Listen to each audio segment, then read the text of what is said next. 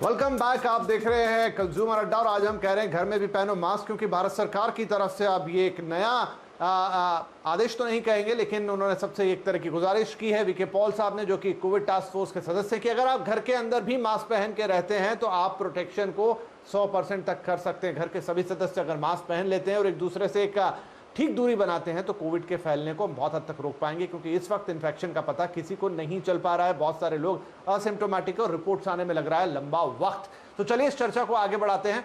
और डॉक्टर मलिक, मैंने ब्रेक से पहले आपसे कहा था कि बच्चे खास तौर पे, क्योंकि ये इस बार का जो संक्रमण है वो बच्चों को भी अपने लपेटे में ले रहा है। अच्छा, इसमें 6 महीने का बच्चा भी शामिल है, इसमें 5 साल का बच्चा भी शामिल है और इसमें 15 साल का बच्चा भी शामिल है। क्या सभी के लिए, हर कैटेगरी के बच्चे के लिए एक ही हिदायत, एक ही तरह का इलाज होगा? क्या ध्यान में रखना है हमें, और क्या इन्हें भी मास्क पहना के रखें?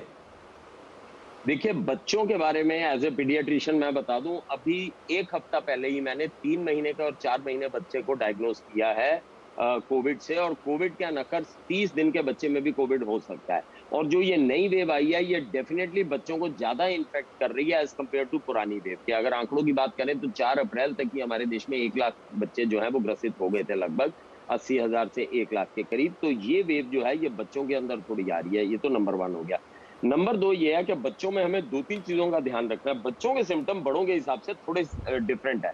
बच्चों के अंदर पेट में दर्द होना, उल्टी होना, लूज मोशंस होने, ये काफी होते हैं कोविड में बनिस्बत के बड़ों के मुकाबले में।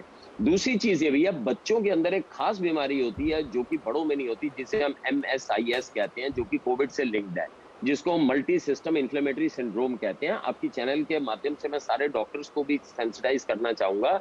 कोई भी बच्चा जो कोविड से रिकवर कर रहा है और उसके ऊपर पूरे शरीर पे रैशेज आ जाएं, मुंह लाल हो जाए, टंग लाल हो जाए, कावासाकी डिजीज टाइप के सिम्टम्स होने शुरू हो जाएं, तो ये MSIS है। इसको आपको आईसीयू में एडमिट करके समय रहते अगर इलाज कर देंगे तो बच्चा बिल्कुल उसकी जान बच जाएगी, नहीं तो ये खतरनाक हो सकता है। तो ये MSIS का हमें ध्यान रखना है। बच्चों के सिम्टम्स जो डिफरेंट है उनका ध्यान रखना है। प्रिकॉशंस बच्चों की लेनी है, बच्चों को खासकर प्रिवेंट करके रखना है, क्योंकि 15 साल से छोटे बच्चे हमारे देश के अंदर 18 साल से छोटे 41% है, और वो सबके सब वल्नरेबल हैं, क्योंकि एक को भी वैक्सीन नहीं लगी और वैक्सीन अवेलेबल भी नहीं है और आने वाले 3-4 महीने अवेलेबल रहेगी भी नहीं। तो बच्चों को हमें खास प्रोटेक्ट रखना है, बल्कि इसमें एक मोटिवेशन होनी चाहिए। हमें मास्क पहनना है, हमें अपना बचाव करना है, अपने लिए नहीं, अपने बच्चों के लिए कम से कम करना है, जो क्योंकि जो अबोध बालक हैं वो वल्नरेबल हैं इस बीमारी से। राइट। डॉक्टर कॉन्ट्रो, तो जब वीके पॉल साहब ये कहते हैं, हिदायत देते हैं कि आप घर में भी मास्क पहनिए, तो कुछ दवाइयों के भी नाम ले रहे हैं उसी वक्त। तो जैसे उन्होंने कहा कि अगर आप घर में रहकर अगर आपको सिम्टम्स आते हैं या आप होम आइसोलेशन में हैं तो आप आयुर्मैक्टिन ले सकते हैं, आप STQ हाइड्रोक्लोरोक्विन ले सकते हैं। अगर आपको खांसी है जो कि 5 दिन से ज़्यादा की है तो आप ब्यूडेनोसाइड जैसी दवा ले सकते हैं। साथ में पैरासीटामोल तो उन्होंने रेकमेंड किया है। तो क्या ये दवाइयाँ खुद से, अगर किसी को सिम्टम है और होम आइसोलेशन में है, जो 4-5 नाम मैंने लिए, मरीज ले सकते हैं, या डॉक्टर से परामर्श जरूर करें?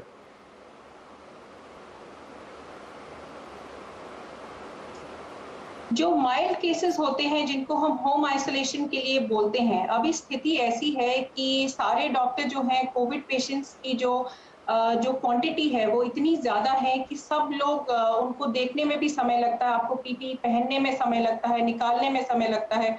उनके सारे इतना वॉल्यूम इतना ज्यादा है कि कंसल्टेशन के लिए भी हम लोग भी समय नहीं निकाल पा रहे हैं।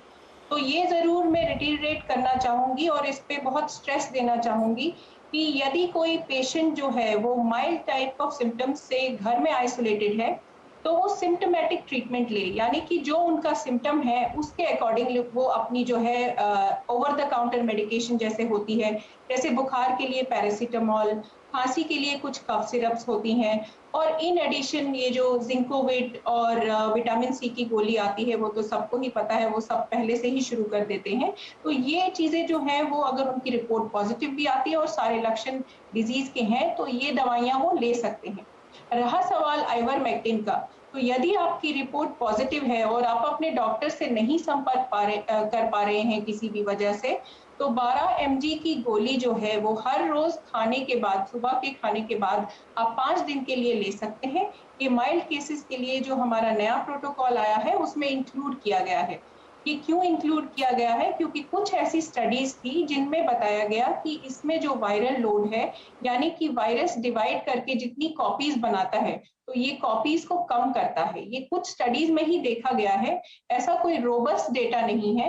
लेकिन जब भी हम कोई दवा देते हैं तो उसका रिस्क और बेनिफिट देखते हैं, यानी कि उसका रिस्क कम है और बेनिफिट लेने का ज्यादा है और कुछ खास नुकसान नहीं है। तो आइवरमेक्टिन ऐसी दवा है जो होम आइसोलेशन में माइल्ड केसेस ले सकते हैं, लेकिन कुछ चीजें ऐसी है, जैसे यदि आपका बुखार जो है कम से ज्यादा की तरफ जा रहा है, 101, 102 बुखार रह रहा है, स्पेशली डे 5 के बाद, 5वें दिन के बाद, और आप एल्डरली है जिसमें कि बाकी सारी कोमोबिडिटीज हैं, डिजीजेस हैं, जैसे मैंने पहले भी बताया सीकेडी है, आप ट्रांसप्लांट के मरीज हैं, या कुछ स्टीरॉइड्स ले रहे हैं किसी और कारण से, या आपको फिर सीएडी की बीमारी है, तो इन लोगों को जरूर अपने डॉक्टर से संपर्क करना चाहिए और फर्दर सलाह लेनी चाहिए।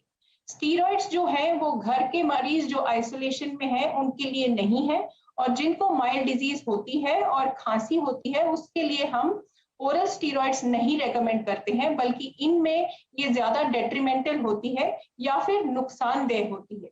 इनको लेने की जरूरत नहीं है।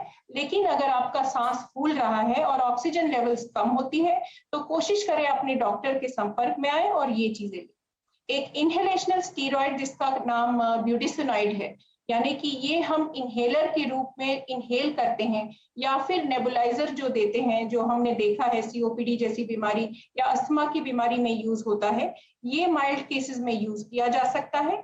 इससे जो हमारे अंदर के ब्रीदिंग ट्यूब्स की इन्फ्लेमेशन है, जो वहां पे डिजीज के कारण प्रॉब्लम्स आ रही हैं, वो भी कम होती है, और ये देखा गया है कि जो सिम्टम्स होते हैं वो काफी अच्छे से कंट्रोल में आते हैं।